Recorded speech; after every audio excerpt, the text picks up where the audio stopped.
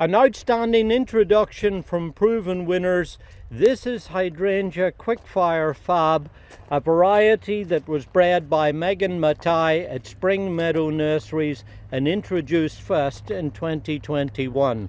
It's one of the earliest of all of the PG varieties to come into flower. Starts out with these lovely creamy white flowers, and then as you see when we start to get into cooler nights, turns this gorgeous, simply wonderful color of bright, vivid pink.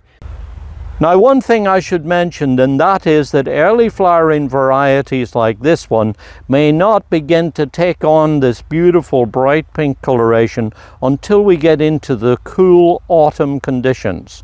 Often early flowering varieties like this in the warm, humid nights of summer will turn from white through to beige and sometimes even brownish shades. And so if you like all of this beautiful bright pink color that we're getting now at this time of year, there's a little trick that we employ that you might want to try to copy. And that is that we actually go in and prune these plants back twice in the same year. We prune them first in early spring to stimulate plenty of strong, vigorous growth. And then we give them a second trim round about the middle of June. Now what that does is that it encourages extra bushy growth. It obviously sets back the flowering time. They start to make the flower buds, which then as they come out in the cool autumn conditions, take on all of this gorgeous bright pink coloration.